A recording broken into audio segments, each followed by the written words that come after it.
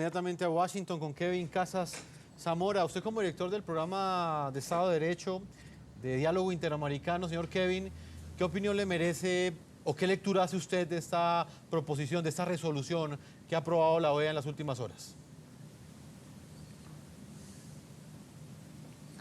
Miren, muy parecido al que hace la doctora Milagro.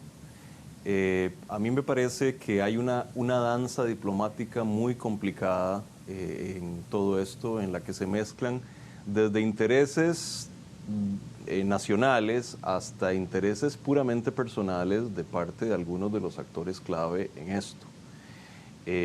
Yo creo que la resolución que se aprobó ayer evidentemente es una resolución muy modesta, una resolución que demuestra, por un lado, que el secretario general Almagro no tiene un gran nivel de apoyo en este momento con respecto a su aspiración de aplicar la Carta Democrática Interamericana al gobierno de Venezuela.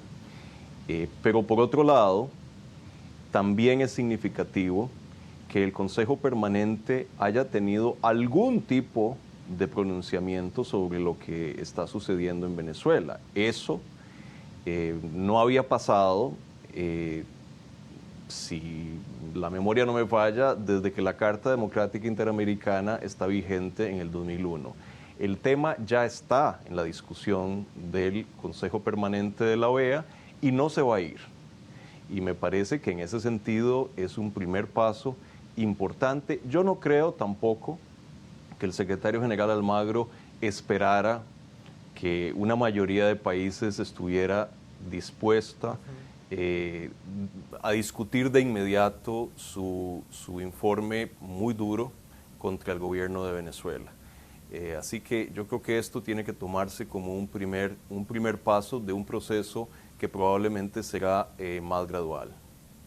Señor Pedro Mario Urelli, en Washington, ¿qué lectura hace usted de esta proposición? ¿Hasta dónde esta victoria, porque así lo calificó el chavismo, como una victoria, hasta dónde esta decisión que tomó la Organización de Estados Americanos demuestra que posiblemente esa iniciativa que tuvo el secretario general de la OEA, Luis Almagro, de aplicar la Carta Democrática, pues posiblemente no va a tener futuro? ¿Usted cómo lo interpreta? No, yo no creo que es así. Yo creo que tenemos que ver, inclusive, ni siquiera remontarnos a lo que ha sido la historia de estos largos años, sino la historia muy reciente. Cuando la canciller de Venezuela vino al Consejo Permanente y dio un bochornoso discurso insultando al secretario general, negando que hay una crisis humanitaria, la canciller de Argentina, que había viajado exclusivamente para este viaje, sugirió lo mismo, sugirió y planteó que se debería de discutir la posibilidad de un diálogo, y la respuesta fue contundentemente no de Venezuela, diciendo que esto era injerencia en sus asuntos, que no había necesidad de diálogo, que en Venezuela todo estaba perfecto. Entonces ya ahí, hace poco, ya habían rechazado esto. Maduro después, hasta los días antes de esta reunión, decía que la OEA no servía para nada, que había que acabarla, que la OEA se tenía que salir de América Latina, y resulta que vimos anoche una resolución que Venezuela aprueba, una resolución que hasta hace días hubiera sido injerencista, que está metiéndose y poniendo cierto sentido de urgencia a un tema que ellos dicen que no existe, por lo cual tampoco ahora pueden decir que la OEA no es un ente llamado a discutir el tema de Venezuela. Entonces, en cierta forma, yo creo que el éxito, como decía el doctor Casas, es que ya el tema está sobre la mesa. Venezuela no puede decir que no se discuta el tema lo aceptaron, son parte de una discusión, son parte de un consenso. Lo que ellos plantearon como resolución alternativa fue rechazada completamente, y lo que se puso, que Venezuela pidió, era básicamente un saludo a la bandera. Es algo que no tiene ni sentido haberlo puesto ahí.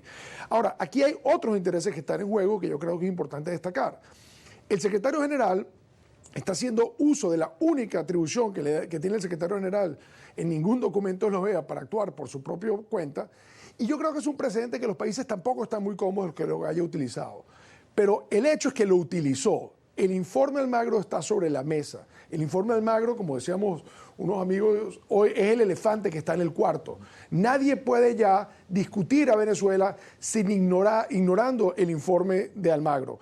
Uno puede decir, ¿Almagro está o no está parcializado? No, el tema es si el informe es correcto o no es correcto. El que quiera discutir sobre Venezuela de ahora en adelante va a tener que refutar lo que contiene ese informe de 120 y tantas páginas, porque simplemente tenemos que llegar ya a los hechos. Y lo que Almagro hizo fue, muy cuidadosamente, poner los hechos y ponerlos sobre la mesa. Cuidadosamente también, él no pidió que se discutiera, por eso él no asistió a la sesión de ayer, que muchos consideraron que era una afrenta de él no asistir, pero él no quería que la discusión de ayer fuera sobre ese informe. Él pidió una reunión entre el 10 y el 20 para discutir esto, dándole tiempo a los países para poder analizar, refutar, contrastar, avalar lo que él puso en su informe, y tiene muchísima paciencia.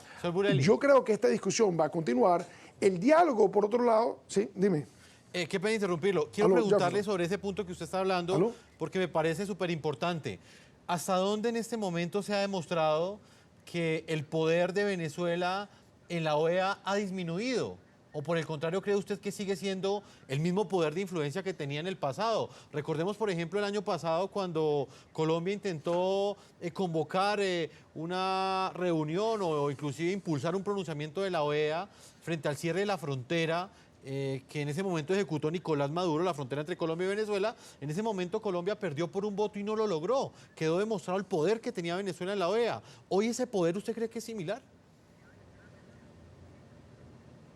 Yo creo que la canciller Rodríguez hizo el trabajo que faltaba por hacer para ofender a la OEA, para ofender a todo el mundo, para demostrar el estado demencial del Estado, porque sentarse a negar que hay una crisis humanitaria en Venezuela, cuando está perfectamente reportada, estamos viendo imágenes terribles, todos los que estamos afuera, el reportaje de Venezuela es verídico, está sustentado por imágenes, por video.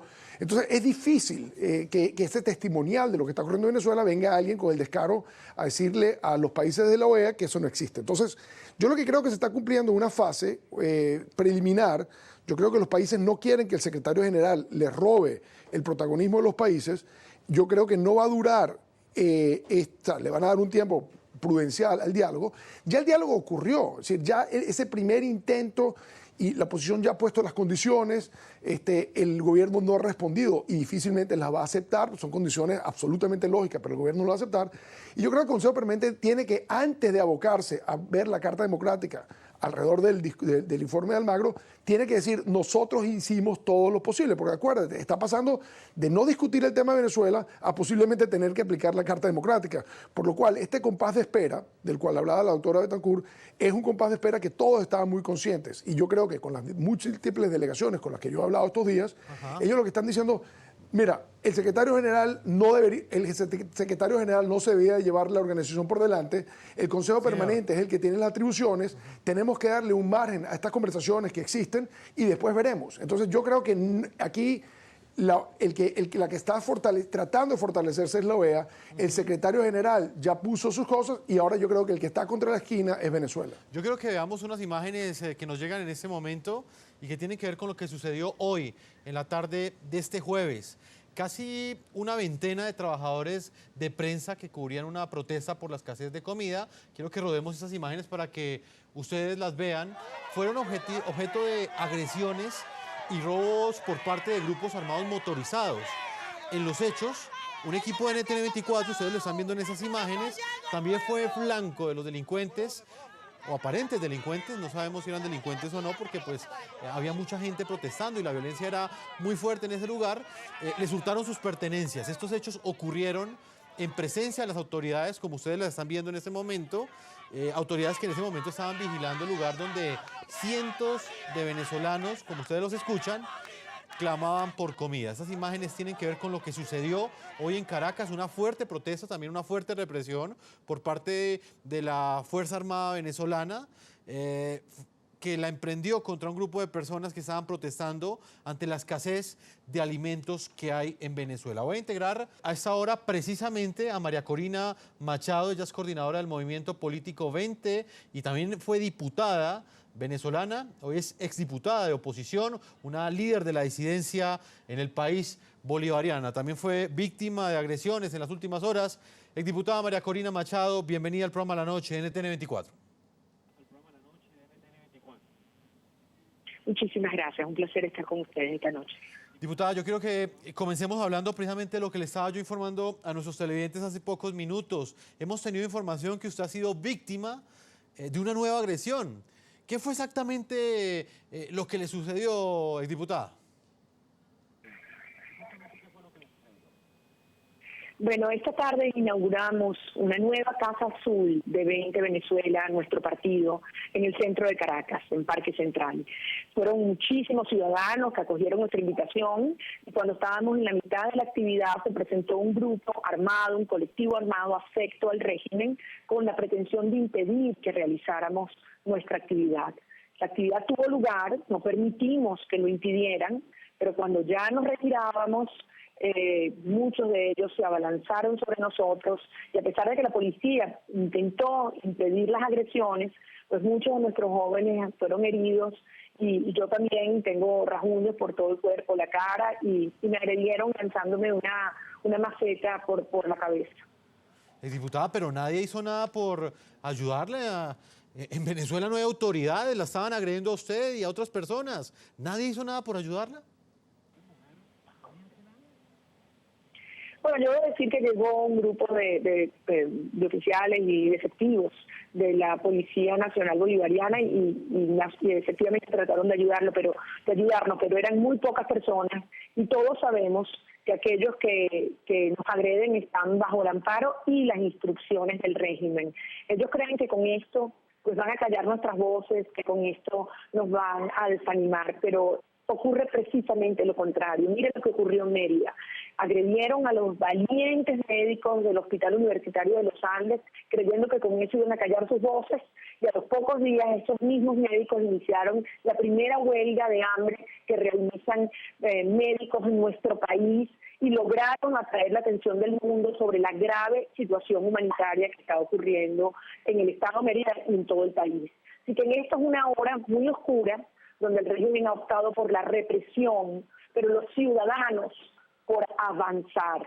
Frente a una dictadura, para hacerla callar hay que hablar más fuerte, y frente a una dictadura, para hacerla retroceder hay que avanzar. Y eso es lo que hoy hacemos y convocamos a todos los venezolanos. Una hora oscura, dice usted, diputada. Esa agresión que usted ha sufrido se da en un contexto importante, en momentos en que el secretario general de la OEA impulsa la aplicación de la Carta Democrática en Venezuela, algo que diferentes sectores han venido pidiendo, exigiendo hace varios años, democracia para su país. La OEA emite una declaración también en este momento para promover un diálogo nacional. ¿Usted qué lectura hace de esta declaración que ha generado tanta controversia, diputada María Corina? Bueno, en primer lugar, yo, habiendo leído el informe del secretario general, donde se demuestra de manera inequívoca cómo se violan los derechos humanos en Venezuela, cómo se ha violado la Constitución, se desconoce la Asamblea Nacional, cómo ha penetrado la corrupción y el narcotráfico, y cómo avanza una crisis humanitaria que cada hora que pasa deja muertos en nuestro país, además de una crisis de seguridad que amenaza incluso con desbordar nuestras fronteras. Concluyo que quien lea este informe tiene que asumir que o la OEA plantea la activación de la Carta Democrática Interamericana o definitivamente la OEA perderá toda su relevancia y significado. Porque, ¿qué más tiene que pasar en Venezuela para que los estados, para que los gobiernos democráticos de la región actúen? He escuchado decir que hay que evadir la Carta Democrática para facilitar un diálogo. La realidad es que parten de una premisa falsa, porque no existe un diálogo actualmente entre el régimen y las fuerzas democráticas, porque el régimen de Maduro ha negado todas las condiciones que de manera firme e inequívoca las fuerzas democráticas hemos expuesto para poder avanzar en un diálogo que lleve a la transición y no para darle tiempo a Maduro y estabilizar la dictadura. De modo que yo estoy absolutamente convencida que lo que se requiere para destrancar el conflicto, para avanzar en un diálogo, la transición, es precisamente que se apruebe la Carta Democrática Interamericana y estoy convencida que más temprano que tarde se llegará allí. Exdiputada, para Argentina, la Carta Democrática no soluciona los problemas de Venezuela. ¿Usted qué piensa de esta polémica postura que ha asumido el gobierno de Mauricio Macri, el presidente argentino, respecto a la situación de Venezuela? Muchos esperaban que este presidente, este gobierno, apoyara la aplicación de esa Carta Democrática, pero a juzgar por esas declaraciones, todo parece indicar lo contrario. ¿Usted qué opina? Mire, yo estoy convencida que los gobiernos de América Latina tienen claro lo que está pasando en nuestro país. Y estoy convencida que solamente con una presión firme y decidida de la sociedad venezolana, que la vemos hoy en las calles, y de una presión internacional, el régimen entenderá que tienen que facilitar una transición inmediata, porque cada día que pasa, la permanencia de Maduro en el poder ya no se mide en horas, sino se mide y cuenta en muertos. Por lo tanto, yo quiero creer y confío en que el presidente Mauricio Macri sí va a preservar su palabra, que ha sido reiterada múltiples veces en el sentido de que estará del lado de Venezuela, porque al final ya ha llegado el momento en el cual cada gobierno, cada jefe de Estado tiene que tomar una decisión. ¿De qué lado están? ¿Con la dictadura o con la democracia? ¿Con la acción o con la dilación? ¿Con Almagro o con Ernesto Samper?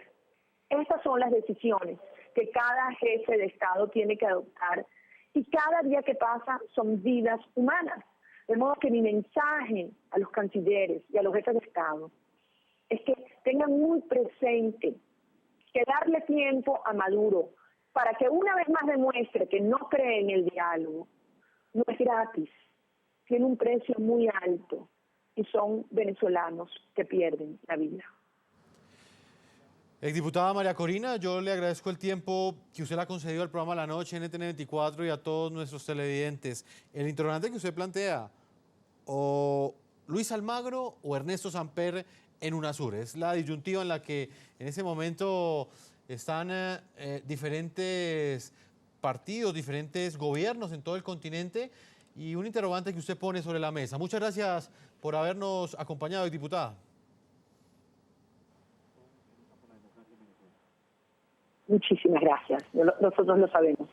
Muchas gracias. Vamos a hacer una primera pausa comerciales. Cuando regresemos continuaremos con nuestros invitados que nos están acompañando desde 3 lugares distintos. Está Kevin Casas Zamora, nos está acompañando Pedro Mario Urelli y por supuesto la embajadora retirada y directora de Asuntos Multilaterales y Tratados Internacionales de la Cancillería venezolana, Milagros Betancourt. Una pausa y ya regresamos a la segunda parte de este programa La Noche.